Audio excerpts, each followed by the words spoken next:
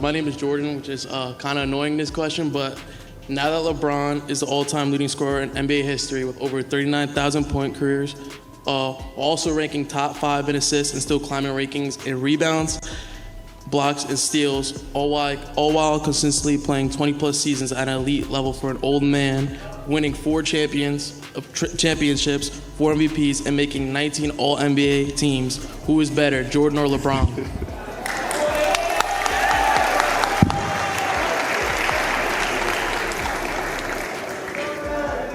You know, those are some incredible stats. They are.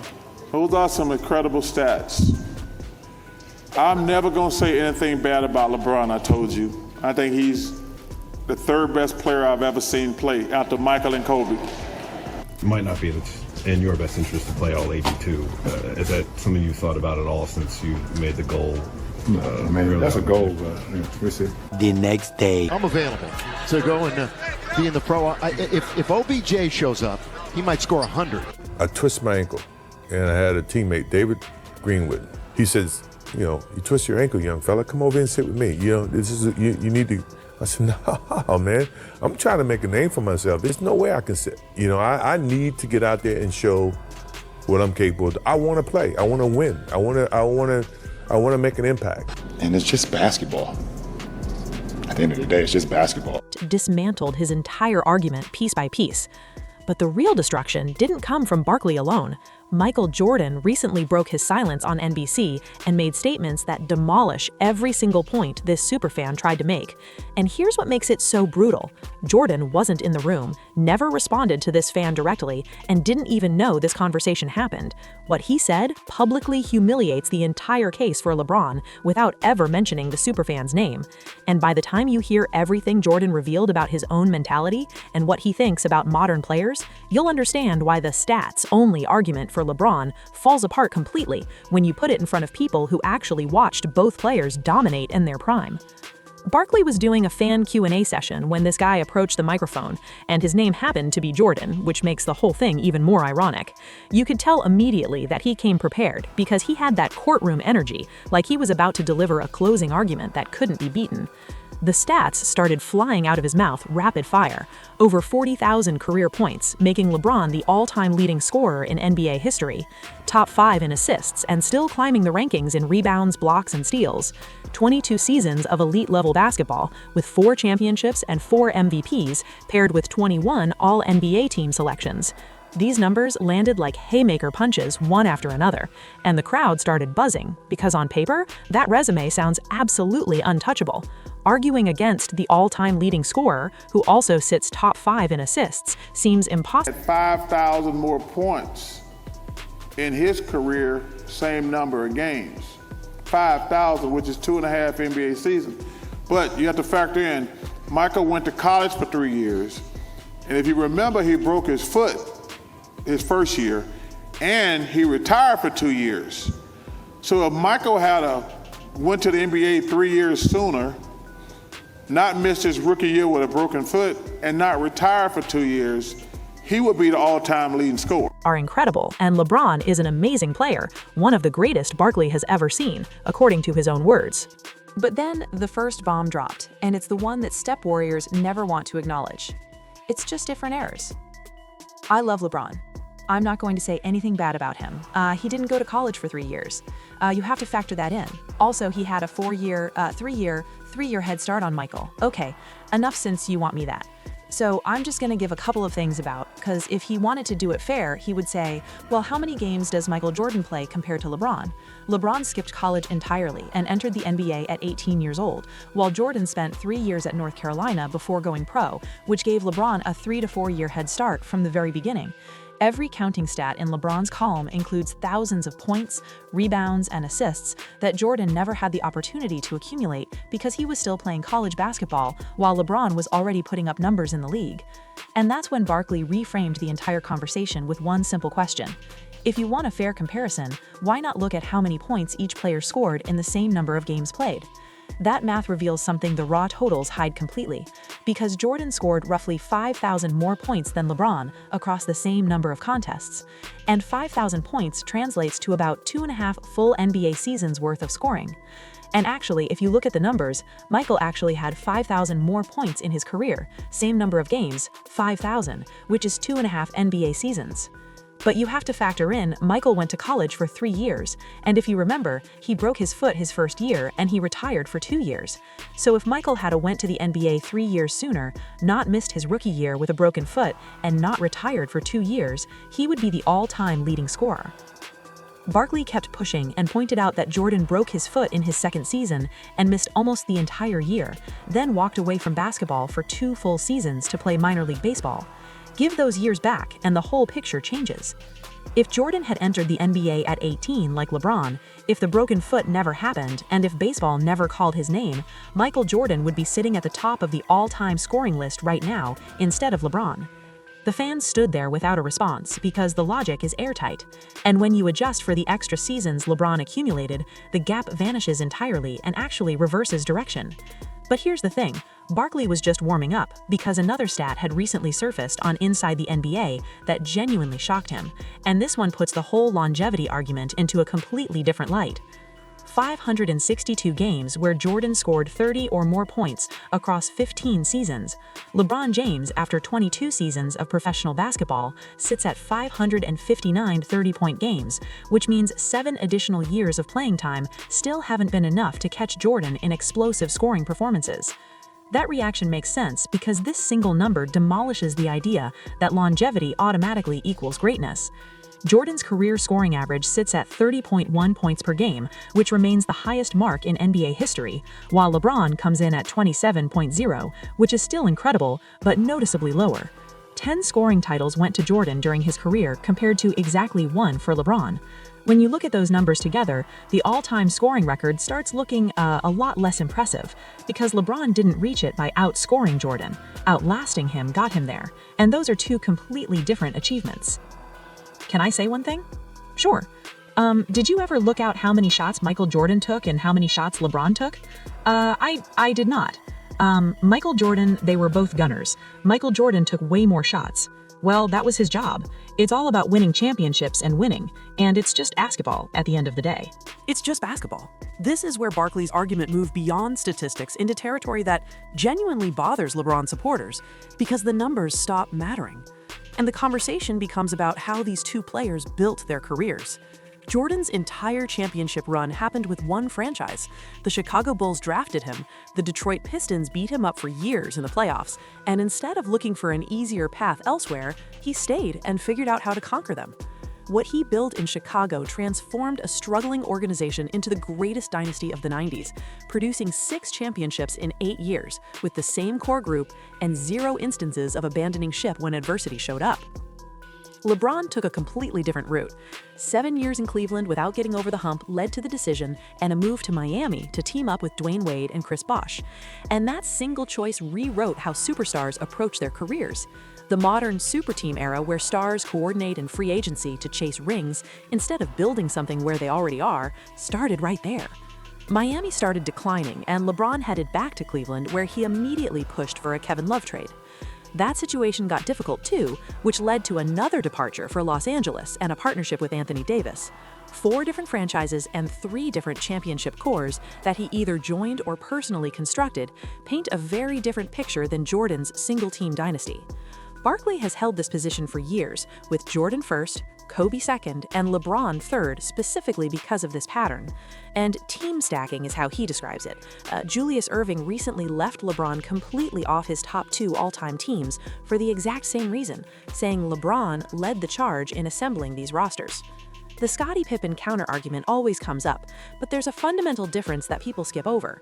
Jordan didn't recruit Pippen because the Bulls drafted him through their own scouting, and Jordan didn't flee Chicago because the Pistons kept eliminating him, but stayed until he conquered them. Building a championship team through the draft looks nothing like handpicking your co-stars through free agency and forcing trades. After all this back and forth, someone posed the ultimate question to the fan. Forget the spreadsheets for a moment, and in your heart, with 1 game to win and everything on the line in a Game 7 scenario, Who are you taking between LeBron, Michael, and Kobe? LeBron was the answer, and the fans stuck to his position despite everything Barkley had just explained.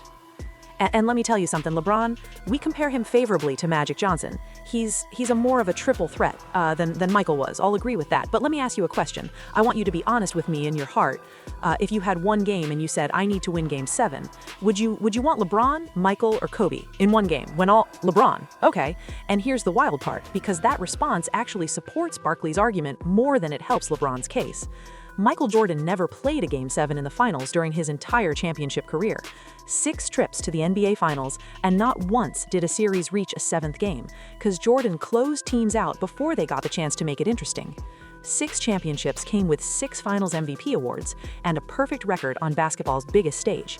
The 1993 series against Phoenix produced a 41-point average for the entire matchup, and that number is not a misprint. LeBron's finals record tells a different story, with 10 appearances standing as an incredible accomplishment on its own, but 6 of those ended in losses, including 3 against the same Golden State Warriors squad. A 4-6 record means more championship rounds lost than won. The standard response is that losing in the finals beats not making it there at all. And there's logic in that statement. But here's the thing. Jordan did make it there 6 times and won every single one of those series. Nobody ever got the chance to call him a loser on the biggest stage because he flat out refused to lose when everything was on the line. NBC recently brought back NBA coverage for the first time in over 20 years and pulled off something massive by getting Michael Jordan to return, not as a player obviously, but as a special contributor to their broadcast. Jordan rarely does interviews because this guy has been ghost for decades, showing up for his brand and maybe talking business, but actual basketball commentary almost never happens. When NBC announced he'd be sharing his thoughts on the game, people paid attention. The first segment dropped during opening night, with Jordan talking about legacy and paying it forward and missing the competition, which was pretty standard stuff. But then the second segment aired, and that's when things got spicy, because the topic was load management, and Jordan didn't hold back, even a little bit. What do you think of when you hear the term load management thrown around? Well, it shouldn't be needed first and foremost. I never wanted to miss a game because it was an opportunity to prove. It was something that I felt like, the fans are there that watch me play. I want to impress that guy. Load management shouldn't even exist, according to Jordan, and he explained that every single game was an opportunity to prove himself. But here's where it gets real, because Jordan started talking about the fans, specifically the people sitting way up in the cheap seats who worked their whole lives just to afford one ticket to see him play. Those fans mattered to him, and he didn't want to let them down because playing wasn't just about him. It was about the person who saved up everything just to watch him perform once. Think about that for a second. Jordan was talking about duty and responsibility, and understanding that when you're making tens of millions of dollars a year, you owe it to the people paying to see you play to actually show up. And he made it clear that if you're physically able to play, then you play, with no excuses, no rest days, and no load management. And then Jordan revealed something incredible that nobody talks about anymore because it doesn't exist in today's NBA. The love of the game clause allowed Jordan to do something absolutely wild by today's standards. If Jordan was driving down the street and saw a pickup game happening on the side of the road, he could pull over, jump in, and play. And if he got hurt doing it, his entire contract stayed fully guaranteed. Your love of the game is still there, that I can feel it from you, right? How did that love of the game fuel your career? It was the basis of my career. My love of the game within my contract, which, I'm pretty sure most contracts now, I'm actually positive, don't have that clause within the contract where you had a clause in your contract, love the game contract, that if I was driving with you down the street and I see a basketball game on the side of the road, I can go play in that basketball game. And if I get hurt, my contract is still guaranteed. I love the game so much that I would never let someone take the opportunity for me to play the game away from me. It might not be in the team's best interest, in your best interest, to play all 82. Is that something you thought about at all since you made the goal? It's a goal, but yeah, we'll see. The next day I'm available to go and be in the pro. If OBJ shows up, he might score 100. That needs a moment to sink in because a man making tens of millions of dollars with everything to lose specifically demanded a clause allowing him to play random basketball whenever he wanted. The idea of someone telling him he couldn't play was unacceptable, and that's not a business calculation, but pure love for the game at a level modern players simply don't operate at. The numbers prove Jordan wasn't just talking because he lived this philosophy every single day. 9 different times, Jordan played all 82 regular season games throughout his career, while LeBron James, in 22 seasons, has managed that feat exactly once. Jordan's final season with the Washington Wizards at age 40 saw him play every single game while averaging 37 minutes per night. And that minute total would lead the entire NBA today because no player in 22 to 23 averaged more than 37 minutes per game. A 40-year-old Jordan was providing more effort and availability than superstars currently in their physical prime. That intangible difference is something statistics can never measure. Jordan showed up to dominate every single night and treated every game as a chance to prove he was the best player on the floor. Managing your body over the long haul and picking spots carefully produces impressive longevity, but Jordan's approach produced undeniable dominance. And history tends to remember dominance with more reverence. And then Jordan said something that cuts right to the heart of everything wrong with today's game. Being hungry when you already have everything is hard. And if you don't have something, you'll do whatever it takes to get it, through sacrifice and competition and work, because you need it. When you're already set for life before you even prove yourself, with like the guaranteed contract and the shoe deal and the social media following, that hunger disappears, and the desperation that drives greatness just isn't there anymore. Jordan's approach was simple: go in, do the job, be the best basketball player possible, and let everything else fall into place. People handling the business side and managing his brand took care of those things, but on the court, that was all him, where he put his focus and where he lived, with everything outside of basketball coming second always. Now it's completely flipped, because players want the brand first, with the logo and the signature shoe and the lifestyle, before they've earned any of it. And then there's the quote that sums up the mentality difference more than anything else. After losing in the NBA Finals, LeBron said, "It's just basketball at the end of the day." Imagine Jordan saying that, or imagine Kobe saying that. Neither of them ever would, because basketball wasn't just a game to them, it was everything. And that mentality gap shows up in everything these players do and don't do. Putting all of this together makes the comparison almost embarrassing for LeBron supporters, who rely only on counting stats. 6 championships for Jordan versus 4 for LeBron matters less than 6-0 compared to 4-6 in finals appearances, because Jordan never experienced defeat on the biggest stage during his entire career. 5 MVP awards went to Jordan and 4 to LeBron, but Jordan captured those 5 in fewer seasons, which means the league recognized his peak more consistently during a shorter window of dominance. Finals MVP tells an even clearer story, with Jordan winning 6, 1 for every championship he ever captured, and no championship run ever saw him riding someone else's performance to a title, because he stood as the best player in every finals he played. LeBron owns 4 finals MVPs, matching his 4 championships. Scoring titles reveal a gap that isn't remotely close, because Jordan won 10 while LeBron won 1, meaning Jordan finished as the best scorer in the entire league for 10 separate seasons. That level of offensive dominance sustained across that many years has no match in basketball history. All defensive first-team selections went to Jordan 9 times, compared to LeBron's 5. And people forget that Jordan wasn't just an offensive force, but one of the greatest perimeter defenders the game has ever seen. Being the only player to win MVP and Defensive Player of the Year in the same season separates him from everyone else. Adding everything together shows that Jordan's 13 full seasons produced 6 championships, 6 finals MVPs, 5 regular season MVPs, 10 scoring titles, 9 all-defensive selections, and a perfect finals record. LeBron and Kevin Durant's careers combined, which amounts to nearly 40 seasons of basketball between them, have produced fewer championships, fewer MVPs, fewer scoring titles, and fewer all-defensive honors than Jordan accumulated by himself. 2 of the best players from this generation, playing for almost 40 combined years, still can't match what one man did in 13. And that's not interpretation or bias, but simple arithmetic.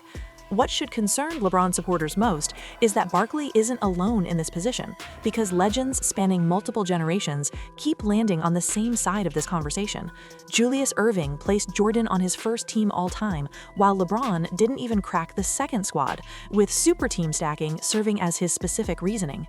The Athletic polled active NBA players in 2024 about the GOAT question, and Jordan polled 45.9% compared to LeBron's 42.1%. These These aren't retired legends nursing grudges, but the guys currently playing in the league, and they still give the edge to someone who last played over 20 years ago. That result reveals how the basketball community actually views this debate when nobody's performing for cameras. The LeBron superfan approached that microphone certain he had an unbeatable case, built on all those points, all those assists, and all those years of elite production. Raw accumulation was supposed to settle the argument permanently.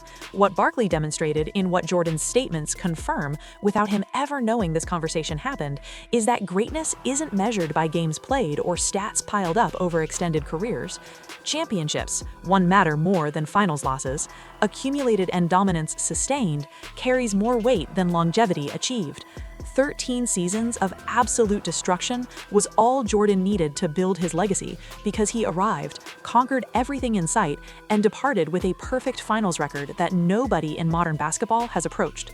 But when you line him up against Michael Jordan, using the metrics that actually define greatness, like the titles, the finals record, the peak dominance, and the competitive mentality, a clear gap emerges.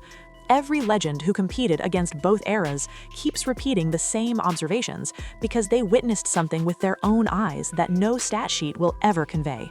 Jordan operated differently, with an ice-cold ruthlessness and refusal to lose when everything mattered. Responding to this superfan directly was never necessary, and being in the room wasn't required either. His legacy speaks loud enough to humiliate any argument against it, without him ever saying a single word. And that might be the most devastating part of all. The greatest player of all time doesn't need to defend his throne, because everyone else does it for him. Drop your thoughts in the comments about whether LeBron's longevity argument holds up against Jordan's peak dominance, or if the perfect finals record closes the case permanently.